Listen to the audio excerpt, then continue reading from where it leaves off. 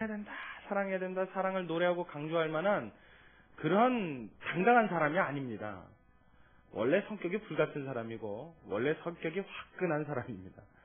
이 요한이라고 하는 예수님의 제자는 나중에 성령을 받고 예수님이 죽으시고 부활하셔서 승천하신 이후에서야 성령 체험하고 난 다음에 이 사랑의 사도의 모습을 갖게 되었지, 사실 과거에는 이 사람처럼 날카로운 사람이 없었다고 말해도 과언이 아닐 정도로 예수님의 제자인데 참 제자로서 어울리지 않은 성품을 갖고 있었던 사람이 바로 요한입니다. 제가 왜 이렇게 무슨 근거로 이런 말씀을 드리냐면, 아마 말씀드리면 기억나실 거예요.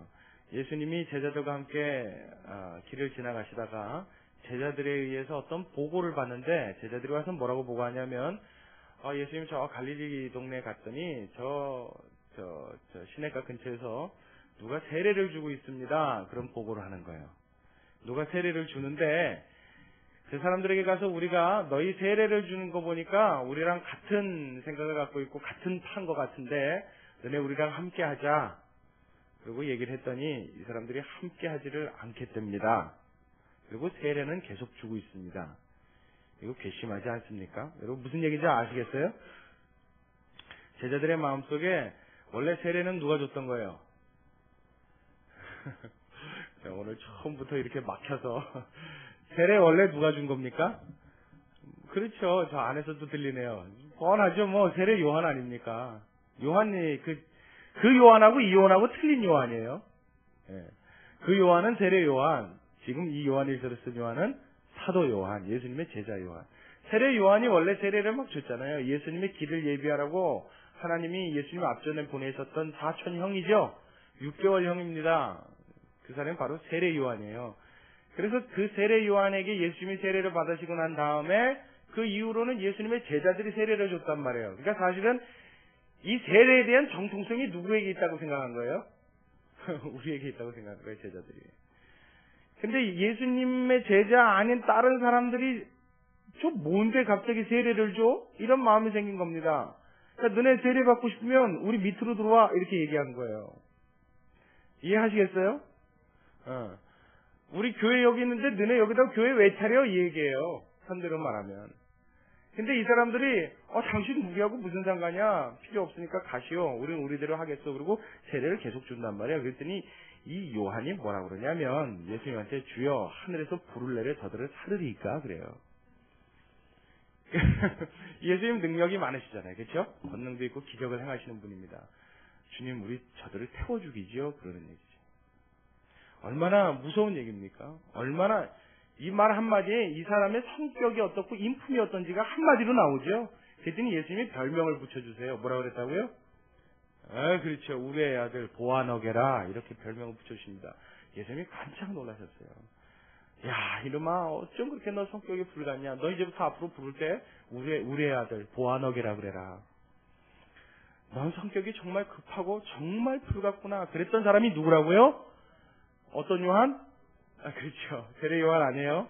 사도 요한. 이 요한 1서를 쓰던 그 요한. 근데 그 요한이 예수님 부활 승천하시고 나서 성령을 받고 난 다음에 그의 마음속에 어떤 변화가 일었어요. 그리고 오늘 요한 1서를 5장까지 있는 이 요한 1서의 이 말씀 중에 1장부터 4장까지 안에만 사랑이라고 하는 단어가 무려 28번이 등장을 합니다. 이거는 원문을 기준으로 해요. 여기서 사용되는 단어는 그냥 여러분 아시죠? 헬라어에는 사랑이라는 단어가 4가지가 있는 거 아시죠? 뭐 아가페, 필레오, 뭐 에로스 몇 개 단어를 여러분들이 아시는데 그 중에 여기 사용되어진 사랑이라고 하는 단어는 아가페라고 하는 단어가 사용됐습니다. 신이 인간에게 베풀어주는 절대적인 사랑. 사람이 감히 흉내낼 수 없는 초월적인 사랑. 인간의 수준으로서는 도저히 이해할 수 없는 사랑. 그것을 표현할 때 쓰는 단어가 아가페. 근데 그 아가페라고 하는 단어가 무려 몇 번이요? 28번이나 사용됐다고요. 4장까지만. 이렇게 사랑을 부르짖고 사랑을 노래하는 사랑의 사도로 이 사람은 바뀌게 되었습니다. 그의 가슴에 이 사랑이 얼마나 맺혔는지 오늘 본문에서도 읽는 중에 사랑 노래를 계속합니다. 그리고 오늘 이 요한 1서를 여러분 댁에 돌아가셔서 1장서부터 한번 쭉 읽어보시기 바라요. 그러면 이 사랑이라는 대주제를 놓고 몇 가지의 굵직굵직한 단락으로 우리에게 교훈을 합니다. 1장에서 한번 교훈하고 2장에서 한번 교훈합니다. 근데 재미난 건 1장에서 사랑 이야기를 할 때는 처음 얘기하니까 처음 얘기하는 것처럼 얘기합니다. 그리고 2장에 가서 사랑 이야기를 다시 할 때는 1장에서 한번 했잖아요. 그러면 내가 전에 말했던 그 사랑은 말이지, 그리고 부연 설명이 들어가야 되는데, 잘 읽어보시면 어떤 느낌이 드냐면 마치 1장에서 한 번도 사랑 얘기 안 한 것처럼 2장에서 강조를 또 합니다. 그러니까 반복 교육인데 마치 처음 교육하는 것처럼 힘을 주고 강조해서 강도를 더 높여서 2장에서 얘기합니다. 그리고 1장과 2장에서 사랑에 대해서 구구절절히 강조하고 교훈하고 이야기했는데, 오늘 우리가 읽은 4장에 와서는 그 강도가 더 강해지죠. 그래서 아예 하나님은 뭐라고 말씀하세요? 하나님은 뭐예요? 사랑이심이라. 그 하나님이 아예 사랑 그 자체이신 분이다. 이 강도의 수위를 굉장히 많이 높이고 굉장히 많이 강화시킵니다. 그래서 이 사랑에 대한 교훈을 또 해줍니다. 마치 한 번도 사랑에 대한 이야기를 안 해봤던 것처럼 아주 사랑에 절어서 오늘 우리 이 말씀을 우리에게 들려주는 것을 우리는 발견하게 됩니다. 자, 오늘 기도하시는 분도 이야기했지만 오늘은 어린이 주일입니다. 그렇죠? 가정의 달을 맞아서 5월달 이 어린이 주일날 저와 여러분의 마음속에 이 하나님이 주시는 귀한 사랑을 담고 하나님을 닮아가는 이 귀한 사랑으로 여러분의 가정이 우리 주님이 나를 사랑하신 것처럼 언제나 서로가 사랑하는 그 사랑으로 충만한 가정 되시기를 주님의 이름으로 축원합니다. 우리 자녀들을 여러분 이 사랑을 가지고 양육할 수 있는 우리 모두가 될 수 있기를 다시 한번 주의 이름으로 축원합니다. 그럼 우리 자녀들은 속으로 생각할 거예요. 저는 예전에 제가 자녀이기만 했을 때 교회에서 가정의 달에 목사님이 이런 말씀하시면 우리 부모님들 자녀를 사랑으로 양육합시다. 그러면 제가 속으로 거봐 우리 엄마는 나를 사랑으로 양육해야 돼. 저는 속으로 막 그랬단 말이에요. 우리 아빠는 더 이상 나를 이렇게 큰 소리로 말하지 말아야 돼. 저는 막 속으로 그랬단 말이에요. 근데 여러분 그럼 오늘 여기 앉아있는 자녀들은 말이에요. 우리 학생들 우리 자녀들은 어떻게 됩니까? 부모가 주시는 그 사랑을 잘 받아 누려서 이후로 그 부모와 똑같은 아니 더 발전되고 더 나은 모습으로 사랑을 실천할 수 있는 자녀들이 되어야 될 줄로 믿습니다. 다시 한번요. 믿습니다. 아멘 해야죠. 학생들 우리 자녀들 아멘. 아멘. 그래도 우리 아주 더 어린 자녀들은 아멘 하면 해요. 근데 이제 우리 조금 큰 자녀들 이제 얼마 안 했으면 자녀에서 이제 아버지로 거듭날 우리 자녀들은 이제 좀 생각 좀 해보고요. 내가 그거 아멘 해도 될지 안 될지 그게 아니죠. 사춘기가 와서 얼른 대답을 못해요. 그래서 속으로 아멘 하시고 그 아멘한 속마음이 하나님 앞에서 응답되어지고 열매로 맺혀지기를 간절히 소원합니다. 오늘 설교 잘 들으시란 말이에요. 제가 왜 서두에서부터 이렇게 오늘 길게 얘기를 끄냐면 오늘 이 설교는 우리의 실생활에 있어서 정말 중요하고 필요한 설교입니다. 여러분 이 사랑을 실천한다는 것, 가정이 사랑으로 넘쳐난다는 것, 나의 집이 나의 가정이 사랑이 된다는 것, 여러분 무엇보다도 중요한 일인 줄로 믿습니다. 세상에서 복받고 소원을 이루고 꿈을 이루고 돈을 많이 갖고 명예와 권력을 갖고 여러분 나의 가정이 무너지고 나면 다 필요 없는 일입니다. 가장 중요한 것 그리스도인들이 나의 가정에서부터 하나님의 나라를 이룰 때 이 세상이 하나님의 말씀으로 그의 능력으로 가득하게 되는 줄로 믿습니다. 여러분 모두에게 그 축복이 넘치게 되시길 주의 이름으로 축원합니다. 자, 우리 같이 말씀 보겠습니다. 4장 7절의 말씀을 같이 봅니다. 4장 7절 사랑하는 자들아. 자, 뭐라 그래요? 우리가 서로 사랑하자. 사랑은 하나님께 속한 것이니 사랑하는 자마다 하나님께로서 나서 하나님을 알고 이렇게 전제해놓고 난 다음에 8절에 아주 충격적인 이야기를 합니다. 8절 같이 읽습니다. 시작. 사랑하지 아니하는 자는 하나님을 알지 못하나니 이는 하나님은 무엇이요? 사랑이심이라. 자, 이제 절 보십시오. 8절에 뭐라고 그랬어요? 하나님을 사랑하지 않는 사람은 하나님을 어떻게 한다고요? 알지 못한대요. 여기서 말하는 알지 못한다는 것은 머리로 그 하나님을 이해할 수 없고 그 하나님을 알지 못한다는 그 머리의 이해 개념에 알지 못한다는 말이 아닙니다. 여러분도 다 느끼시죠? 여기서 알지 못한다는 말은 무슨 말이냐면 그 하나님과 내가 상관이 없다는 얘기입니다. 이 말은 참 부드럽게 써 있습니다만은 이 속에는 굉장히 날카로운 칼을 갖고 있습니다. 오늘 이 성경이 굉장히 부드러운 말로 우리에게 사랑을 권유해 주는 것 같지요. 어찌 보면 오늘 본문에 나타나 있는 이 사랑에 대한 이야기는 강압이고 강제입니다. 압박입니다. 굉장히 무서운 날카로운 송곳과 칼날을 가지고 우리에게 들이대고 있습니다. 우리를 어떻게 하려고요? 해부하려고요. 우리를 수술대에 올려놓고 완전히 파헤쳐내려고요. 이 사랑이라고 하는 날카로운 메스로 우리의 마음과 우리의 생활과 우리의 생각까지 완전히 칼날을 대어서 하나님과 같이 온전한 자로 거듭나게 하는데 오늘 이 말씀은 작정한 줄로 믿으시기 바랍니다. 굉장히 무서운 말이에요. 굉장히 부드럽게 이야기하지만 이 내용 얼마나 무섭습니까? 사랑하지 않으면 뭐예요? 하나님과 너희가 상관이 없다는 겁니다. 그럼 우리는 굉장히 혼란스러워요. 여러분 구원 얻고 하나님의 자녀가 되어서 천국 백성 되는 데는 조건이 뭐밖에 없다고 우리는 알고 있습니까? 예수님 믿는 거죠. 믿음만이 구원의 전부인 줄로 믿습니다. 우린 이렇게 알고 있어요. 저도 그렇게 알고 있습니다. 그런데 오늘 본문에서는요, 어찌 보면 믿음만으로는 안 된다는 것처럼 들린단 말이에요. 왜요? 너희가 아무리 믿음을 가졌노라 말하고 아무리 천국 백성이라 말하고 하나님의 자녀라 말할지라도 사랑하지 않으면 그 하나님과 내가 상관이 있다 없다? 자, 그 말은 구원 받는다 못 받는다? 그렇게 들리잖아요. 굉장히 무서운 얘기입니다. 왜 오늘 사도 요한은 사랑에 대한 주제를 놓고 우리의 구원을 의심할 수 있는 이런 무서운 이야기를 우리에게 들려주고 있느냐? 왜 성경은 여기까지 다뤄야만 하느냐? 그것은 무엇 때문입니까? 우리가 믿음을 갖고 하나님의 자녀가 되었다는 것은 자기 개인으로는 누구나 압니다. 그렇죠? 내가 믿음이 있고 하나님의 자녀가 됐는지 내가 알잖아요. 내가 하나님 믿는지 안 믿는지 여러분 내가 압니다. 자, 하나님을 믿으시는 분, 예수 그리스도를 믿으시는 분 아멘 하시기 바랍니다. 그래서 여러분들 아멘 할 수 있잖아요. 그렇죠?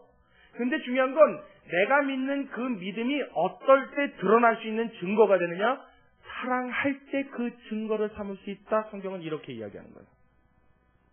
야고보 사도도 야고보서에 우리 믿음을 이야기할 때 이 허탄한 사람아 행함이 없는 믿음이 그 믿음 자체가 뭐요? 죽은 믿음인 것을 너희가 알고자 하느냐 그랬어요.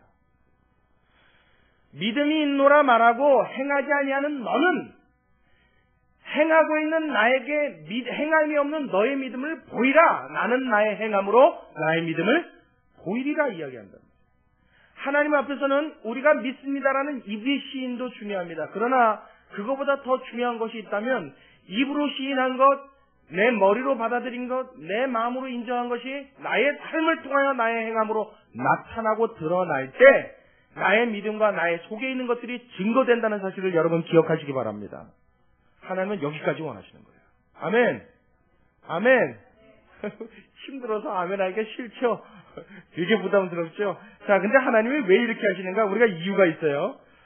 자, 우리 17절을 우리 같이 한번 봅니다. 17절이 어떻게 보면 요한 1서의 전체 주제라고 해도 과언이 아닙니다. 가장 노림잡이라고 할 수 있는 구절인데요. 17절 함께 읽겠습니다. 시작. 이로써 사랑이 우리에게 온전히 이룬 것은 우리로 심판날에 담대함을 가지게 하려 함이니 주의 어떠하심과 같이 우리도 세상에서 그러하니라. 이게 무슨 말이에요? 뭔 말인지 아시겠어요? 다시 한번요. 이로써 사랑이 우리에게 온전히 이룬 것은 우리로 심판날에 담대함을 가지게 하려 함이니 우리로 심판날에 담대하게 하려고 하나님의 사랑이 우리에게 온전히 이루어졌답니다. 그런 것이니 그 다음에 뭐예요? 주의 어떠하심과 같이 우리도 세상에서 그러하니라. 얼른 무슨 말인지 잘 이해가 안 가시죠? 중요한 건 요한 1서의 가장 주제되고 힘드는 저 구절이 이 17절입니다. 근데 17절 한 절만 띄워놓고 보면 무슨 말인지 이해하기가 힘들어요. 주의 어떠하심과 같이 우리도 세상에서 그러하다. 이게 무슨 말이에요? 주의 어떠하심이라는 말은 주님이 사랑이신 것처럼 그 하나님이 우리에게 베풀어 주신 그 모든 사랑, 그 하나님이 그러한 분인 것처럼 우리도 세상에서 어떻다는 거예요? 그러하다는 거예요. 쉽게 말하면 하나님이 세상에서 사랑으로 자신을 나타내신 것처럼 하나님의 자녀인 우리들도 누구 닮기 원한다는 거예요? 그 하나님과 같이 되기를 원한다는 거예요. 이게 요한 1서의 주제입니다. 왜 이렇게 사랑을 강조하느냐? 왜 너희 믿음까지도 의심해 볼 만큼 사랑이 중요한 주제가 되느냐? 그만큼 너희의 사랑이 있어야 너희의 믿음도 인증된다. 왜 하나님이 여기 힘을 줘서 강조하고 말씀하시느냐? 무엇 때문입니까? 하나님이 우리로 무슨 소원이 있어요? 하나님 닮기를 원하는, 자녀로 그 아버지인 하나님을 닮기 원하는 아비의 심정으로 우리에게 이야기하시는 하나님의 말씀을 여러분 귀를 열고 마음을 열고 들으시길 주의 이름으로 축원합니다. 아시겠어요? 하나님이 우리에게 사랑을 강조하신 데는 이와 같은 이유가 있는 거예요. 하나님이 누구 닮기 원하는 거예요? 자신 닮기 원하시는 거예요. 이게 아버지 하나님의 마음입니다. 복받기 원해서 사랑을 베풉니까? 아니요. 이 땅에서 잘 먹고 잘 살려고 하나님 앞에 잘 보이려고 사랑 베풉니까? 아니요. 하나님 앞에 잘 보여서 뭔가 나는 하나님 앞에 특별 케이스, 스페셜한 사람이 되기 위해서 하나님 앞에 뭐 정한 써놓고 비는 것처럼 하나님 앞에 잘 보이기 위해서 사랑을 베풉니까? 천만의 말씀이요. 하나님의 마음, 하나님이 원하시는 것 그런 수준의 사랑이 아닙니다. 하나님 뭐요? 우리를 자녀로 보고 계신단 말이에요. 할렐루야. 할렐루야. 내가 하나님을 사랑하기 전에 누가 나를 사랑하셨어요? 하나님이 나를 먼저 사랑하셨어요. 그 하나님의 마음에 소원이 있단 말이죠. 사랑한 그 사람이 누구 닮기 원하는 거예요? 나를 닮기 원하는 거예요. 이 하나님의 강렬한 소망과 하나님의 이 열정과 하나님의 이 사랑이 우리의 마음속에 새겨질 수 있게 되기를 주의 이름으로 축원합니다. 이 하나님의 사랑을 이야기할 때 우리가 빼놓을 수 없는 것이 신명기에 나타난 하나님의 사랑입니다. 구약 신명기에 보면 하나님이 자신의 사랑을 표현할 때 아주 독특한 방식으로 사랑을 표현합니다. 뭐라고 말씀하시냐면 하나님이 아브라함을 택하시죠. 그래서 하나님이 이스라엘의 민족을 이루시는데 원래 이스라엘 민족이 있었고 그 민족을 통째로 택하신 게 아니라 하나님이 누굴 택하셨어요? 아브라함 한 사람을 택하셨어요. 그렇죠? 그 아브라함의 아들을 통해서 그 자녀를 통해서 민족을 이루어 가시죠. 그래서 나중에 이스라엘이라는 나라가 됐습니다. 하나님이 처음에 그 이스라엘 민족이라는 나라를 택하실 때 몇 명 택했다고요? 한 명이죠. 그때 당시엔 아브라함을 중심으로 하는 이 아브라함의 가족이 수가 많았어요? 적었어요? 뭐 적다 마다요. 한 가족입니다. 아주 극소수죠. 그 한 사람을 택해놓고 하나님이 뭐라 그러시냐면 이스라엘아 내가 너를 택하였고 어떻게 해요? 나는 너만 사랑하였느니라 이렇게 표현하십니다. 그렇다고 해서 정말로 하나님이 이스라엘만 사랑하시느냐 그 외에는 다 미워하시느냐 그 표현이 아니라 하나님이 당신에 대한 자신의 사랑에 대한 강조를 그 방법으로 표현하시는 거예요. 하나님이 아브라함을 택하시고 그 극소수 몇 명인 이스라엘 민족이 그 시조들을 향하셔서 뭐라고 하시냐면 내가 너희를 택하였고 너희만 사랑한다 이 고집스러운 사랑을 이야기하신단 말이에요. 그때 표현했던 단어가 신약으로 넘겨오면 이게 아가페입니다. 그게 오늘 성경의 본문에 사용되어 있는 단어예요. 하나님이 얼마나 애지중지하고 아끼시고 얼마나 중점적으로 보시는 그 자녀들 당신의 온 마음을 다 쏟아냈던 그 자녀들에 대한 사랑 이 사랑이 누구에게 전달되길 원한다고요? 오늘날 하나님의 자녀로서 사는 저와 여러분이 본받고 배울 수 있는 그 모습인 것이 하나님의 속문에인 것을 여러분 깨달으시길 주의 이름으로 축원합니다. 그러니까 사랑에는 조건이 없고 이유가 없는 거예요. 무엇 때문에 사랑한다? 이건 세상에 말도 아닌 거예요, 여러분. 제가 언젠가 이 얘기도 한번 한 기억이 납니다. 결혼하는 부부에게 찾아가서 제가 가끔 짓궂은 질문을 해요. 남편을 옆구리 푹 치면서 물어봅니다. 그러면 저를 이렇게 씩 하고 웃으면서 쳐다봐요. 부인 좋아서 결혼하지? 그러면은 그럼요 그래요.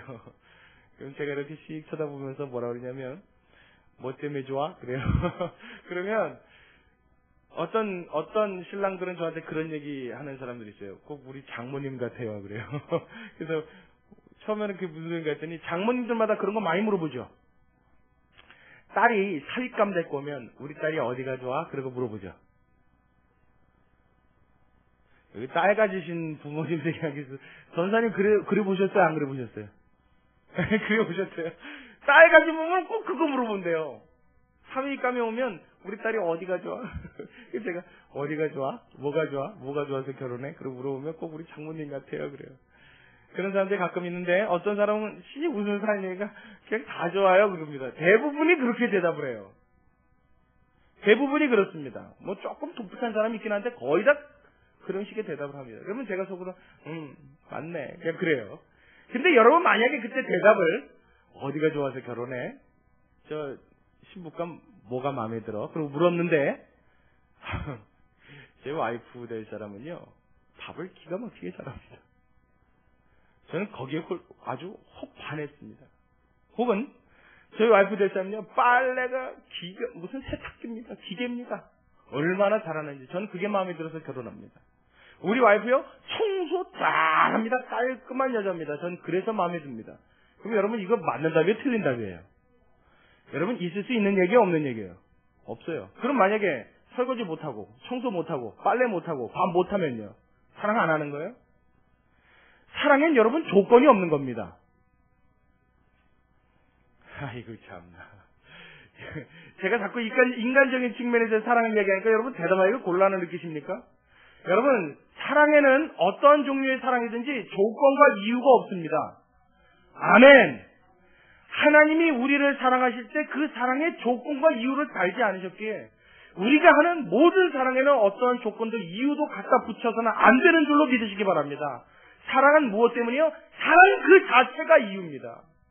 사랑 그 자체 때문에 희생이 따르는 거예요. 사랑 그 자체 때문에 헌신이 들어가는 겁니다. 사랑 그 자체 때문에 나를 내어주는 거예요. 사랑이 곧 이유고 사랑이 전부입니다. 왜요? 하나님이 우리를 그렇게 대하셨기 때문에요.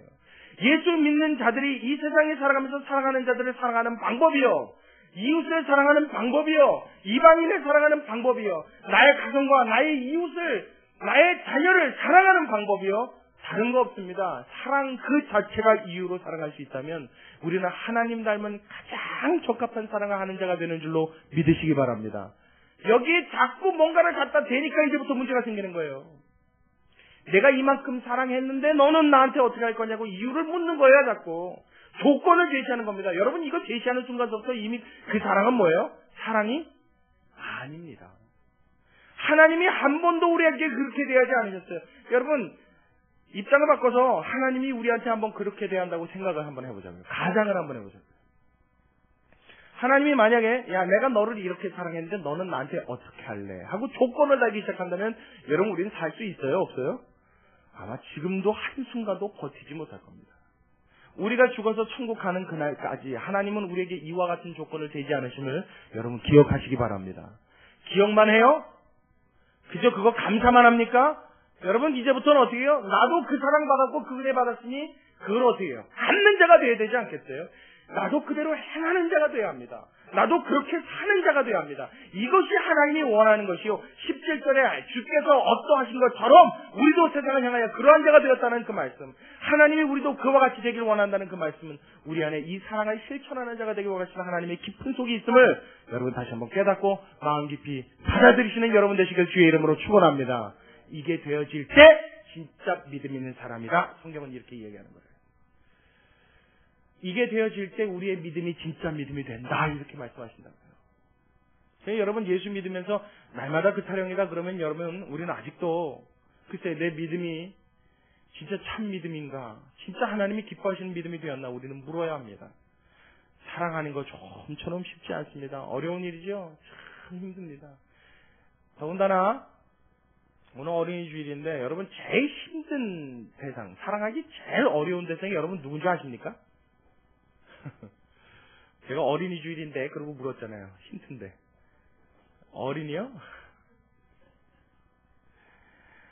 제일 사랑하기 힘든 사람 내 자녀죠. 아닙니까?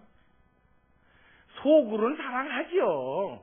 내 새끼인데 내 속으로 낳는데 내 분신인데 사랑하지요. 근데 여러분 우리는 특히 한국 사람들은 더 심해요. 그게 자녀들한테 그 사랑 잘 표현해요? 안 해요?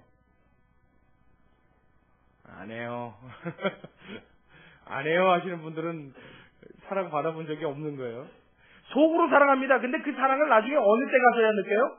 그 부모 돌아가시고 나서 느끼죠? 그때까지 죽어도 표현 안 해줍니다. 또요, 부부간에 잘 표현합니까? 안 합니까? 정말 이를 악물고 표현 안 합니다.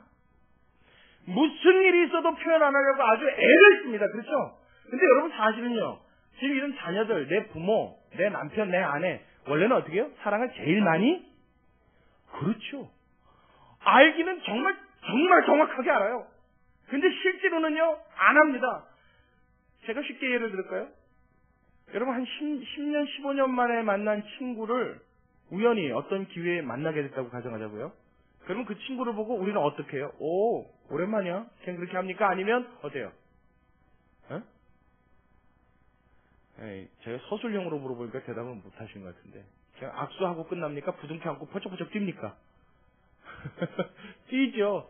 10년 만에, 15년 만에요.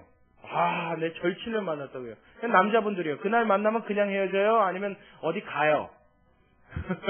가야죠. 그냥 어떻게 헤어집니까? 막 그날은요. 야, 오늘 만나는데. 뭔지 아시죠? 난리가 납니다. 난리 버거지가 나요. 15년 만에 만난 그 친구 15년 동안 안 보고도 잘 사셨습니다. 그렇죠? 내가 사는데 15년 동안 그분이 없어도 아무 문제 없었던 분이에요. 그런데 그분을 만났더니 그 하루로 온팡 쏟아붓는단 말이에요. 근데 내 아내 없으면 어떻게 해요? 내 남편 없으면 어떻게 해요? 더 무서운 거 얘기할까요? 내 자녀 없으면 어떻게 해요? 그렇죠? 생각하기도 싫죠? 끔찍한 일입니다. 내 부모 어떻게 할 거예요? 근데 이 사람들한테는 표현이 어때요? 밖에 나갔다 들어와도 뭐라 그래요? 그냥 항상 소와 닭입니다, 관계가. 그렇죠? 한 사람은 소고 누가 닭인지 모르겠어요. 근데 하여튼 항상 한 분은 소시고 한 분은 닭이세요. 그래 어떻게 해요? 소가 닭 본 듯하죠. 예. 오늘도 그분인데 내일도 그분이군요. 모레도 그분일 테니 날마다 그분입니다. 그냥 그대로 그냥 그분이고 저 사람은 언제나 내 옆에 있을 사람. 그러니까 하는 행동이나 대하는 태도가 날마다 냉랭한 거예요. 이렇게 대해도 저 사람은 내 옆에 있을 수밖에 없다. 천만의 말씀이요. 영원히 내 옆에 있지 않는다는 걸 우린 기억해야 합니다. 언젠가는 그 사람과 헤어져야 돼. 가슴 아픈 순간이 있다는 걸 기억해야 돼요. 내 자녀요, 평생 네스라에서 내가 내 손으로 키우는 자녀 될 것 같죠? 천만의 말씀이요. 어느 순간 어느 때는 떠나갑니다. 그 자녀가 살아있는 동안, 내 품에 있는 동안 하나님의 사랑을 가지고 그 자녀를 양육할 수 있도록 하나님이 나에게 주신 그 사랑을 내가 실천할 수 있도록 최선을 다하는 삶을 살 때 우리는 참된 그리스도인이 되었다라고 말할 수 있는 줄로 믿으시기 바랍니다. 아멘. 그게 우리가 되어야 합니다. 저도 표현하는데 참 약한 사람이에요. 저도 어쩔 수 없는 한국 남자입니다. 그런데 생각을 바꿨어요. 안 되겠어요. 그렇게 무덤덤하게 무감각하게 살다가 후회할 순간이 어느 날 찾아오면 돌이킬 수가 없다는 것을 어느 날 깨닫게 되었어요. 돌이킬 수가 없을 때는 이미 늦은 겁니다. 하나님이 그 모습을 보시면서 가슴 아파할 것이라고 한다면 지금 현재 그렇게 하지 못하는 나의 모습을 보고도 가슴 아파하실 우리 하나님을 여러분 마음속으로 떠올릴 수 있는 우리가 되기를 간절히 소원합니다. 아멘. 하나님 우리 보고 얼마나 간절히 하시겠어요. 자, 우리가 읽은 본문의 7절로 다시 돌아와서 우리 7절 말씀 한 번 더 같이 읽겠습니다. 7절 말씀 시작. 사랑하는 자들아 우리가 서로 사랑하자. 사랑은 하나님께 속한 것이니 사랑하는 자마다 하나님께로 나서 그 다음에 하나님을 알고. 자, 여기 보세요. 두 가지로 분류해서 얘기합니다. 우리가 서로 사랑해야 된다 말하는데 사랑해야 되는 그 가장 큰 명제 두 가지, 이유 두 가지를 뭐라고 얘기하냐면 사랑하는 자마다 하나님께로 어떻게 됐다고요? 났답니다. 첫 번째는 사랑하는 자마다 하나님께로서 낮고, 그 다음에 두 번째는요, 다시요. 사랑하는 자들아, 우리가 서로 사랑하자. 사랑은 하나님께 속한 것이니 사랑하는 자마다 하나님께로서 나서 하나님을 알고. 그렇죠. 두 가지로 이야기해요. 우리가 사랑을 해야 되는데 사랑해야 되는 것의 가장 큰 명제 두 가지. 이유를 찾아라 그러면 이 두 가지 때문에 그렇습니다. 사랑하는 자마다 하나님께로서 났다고 합니다. 하나님께로서 난 자마다 어떻게 말해요? 하나님의 자녀라 이렇게 이야기합니다. 그렇죠? 예수를 믿는 자들은 하나님의 자녀가 되는 권세를 주셨다 이야기합니다. 사도행전에요. 자, 우리가 하나님의 자녀가 되는 것은 여지까지도 믿음만 가지고 되는 줄 알았어요. 맞죠? 우리는 믿음이 있으면 천국 가는 줄 알았다고요. 그런데 오늘 성경에는요, 그 믿음이 무엇과 함께 일하는 것처럼 이야기해요? 사랑과 함께 이야기하는 것처럼, 사랑과 함께 일하는 것처럼 이야기합니다. 우리가 믿음으로 하나님의 자녀가 되었듯이 우리가 사랑할 때 하나님께 자녀가 되었다는 것이 확증된다는 거예요. 우리가 믿음을 가지고 천국 백성이 됐고 구원을 얻은 것처럼 우리가 사랑을 할 때 구원받은 자녀다운 삶을 살 수 있다라고 성경은 이야기하는 겁니다. 가장 중요한 건 뭐예요? 하나님의 자녀인 우리가 하나님을 드러낼 수 있는 것. 우리가 본래 하나님을 본 사람이 없을 때 만일 하나님의 자녀인 우리가 서로 사랑하면 그 사랑을 통하여 어떻게 해요? 살아계신 하나님이 어떠한 분이라는 것을 모든 사람이 볼 수 있게 된다는 것입니다. 중요한 건 뭐예요? 하나님과 내가 가까이 되길 원합니다. 하나님과 내가 동행하기 원합니다. 하나님과 내가 하나 되길 원합니다. 하나님과 늘 항상 함께 있길 원합니다. 아멘. 크게요. 아멘. 여러분 정말 원하십니까? 말로 여태까지 우리는 원한다는 말 참 많이 했어요. 기도할 때도 그 기도 많이 합니다. 하나님 늘 항상 주님과 동행하길 원합니다. 해요 안 해요? 동행할 수 있는 방법이 있단 말이에요. 하나님과 정말 하나 되는 길이 있다고요. 하나님과 함께 할 수 있는 방법은 무엇이냐? 하나님의 사랑을 내가 실천하면서 살아갈 때 무엇이요? 하나님께로서 난 것이 이루어진대요. 하나님의 자녀인 것이 이루어진대요. 하나님께서 나에게 베푸신 모든 것을 세상 사람들에게 보일 수 있는 길이 열린다는 겁니다. 여러분 이 말은 곧 무슨 말이에요? 내가 하나님과 동행하게 된다 이 뜻입니다. 아멘. 동행하는 길이 뭔지 아시겠습니까? 동행한다는 건 두 사람이 마음을 합해서 함께 걸어간다는 뜻입니다. 그렇죠? 여러분 에녹이 무드셀라를 낳은 이후에 몇 년간 하나님과 동행하였어요? 300년. 300년을 무려 하나님과 동행했대. 근데 동행을 어떻게 하는 거예요? 하나님은 하늘에 계시고 에녹은 땅에 있는데 어떻게 동행합니까? 몸은 함께 동행할 수 없죠. 같이 걸어 다닐 수 없죠. 같이 있을 수 없습니다. 그런데 하나님과 동행했대. 어떻게 된 거예요? 그의 마음이 하나님과 합해졌다는 얘기입니다. 하나님의 마음과 합해지는 방법은 뭐밖에 없어요? 내가 하나님의 사랑을 실천하는 길입니다. 이해하시겠습니까? 하나님과 동행하는 방법이요. 단순하면서도 어려운 길입니다. 쉬우면서도 가장 힘든 길입니다. 뭐요? 하나님께로부터 받은 그 하나님의 사랑을 실천하면서 하나님이 이 땅에서 그러하셨던 것처럼 나도 사랑을 갖고 살아갈 때 내가 하나님과 동행할 수 있는 길이 열리는 줄로 믿으시기 바랍니다. 이게 첫 번째 이유라고요. 자, 두 번째는 뭐라고요? 하나님을 알게 된다 이렇게 이야기해요. 사랑하는 자마다 하나님께로서 나서 하나님을 알고 그랬죠. 하나님을 안다 그랬어요. 사랑할 때 하나님을 안대요. 나는 사랑은 좀 잘 못하지만 아는데 아니요? 모르는 겁니다.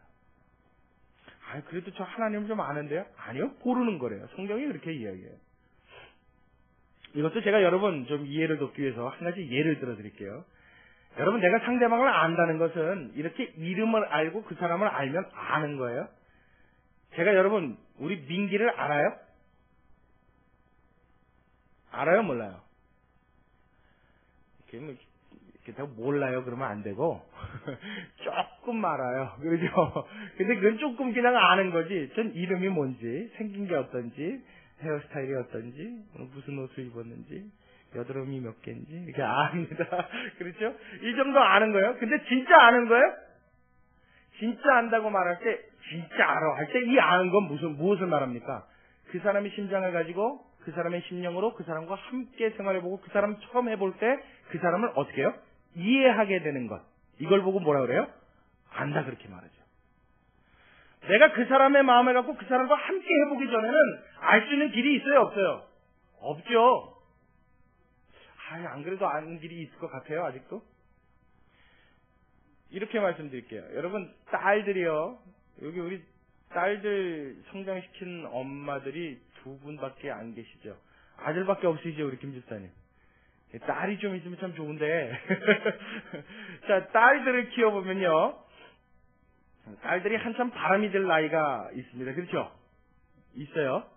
이제 한참 막 이렇게 꾸미고 이쁘게 막 이렇게 하고 싶은 나이가 와요. 그러면 얘가 잔뜩 바람이 들어가지고 봄처녀가 되면 이제 들로 산으로 쏘대니려고 그럽니다. 근데 부모가 보기에는 그거 싫잖아요. 자꾸 말리는데 말을 들어요, 안 들어요? 아들도 그래요? 말을 정말 안 듣습니다. 정말 여러분 수식어는 여러분 머릿속으로 각자 드세요. 정말 어떻게 안 들어요, 그죠?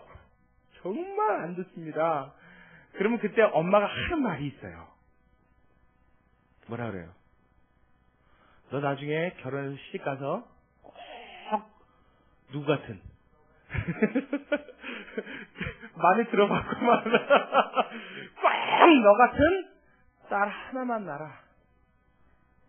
근데 희한하게 그 말대로 또 꼭 됩니다. 거의 대부분 돼요. 그래서 이 딸이요, 시집을 정말 갔네요. 갔는데 딸을 낳았단 말이에요. 근데 이 자식이요, 아기를 핏덩이 하나 놔놓고 나니까 얼마나 이거 고생스러워요. 그죠? 낳기 전에 몰랐죠. 아기 그러면 뭔가 이렇게 꿈과 환상의 느낌, 뭐 이렇게 뽀얗고 몽실몽실한 뭔가 하나의 살덩어리인 줄 알았는데, 애 낳고 나니까 어때요? 힘들어요? 안 힘들어요? 아빠가 대신 대답해요. 힘들어요? 안 힘들어요? 아이고, 아빠니까 이렇게 얘기한다고요. 그죠? 엄마는 힘들어요? 안 힘들어요? 표정이 벌써 말을 딱 하고 있어요. 애 낳고 나니까 이게 돌 되기 전까지 이게 밤낮이 뒤바뀌어갖고 말이에요. 그죠? 그리고 이상하게 이놈이 뭐 젖 먹는다 뭐 이러면 새벽에 꼭 일어나서 뭐 기저귀 갈아줘야 돼도 새벽에. 그러니까 애 엄마는 어떻게 해요?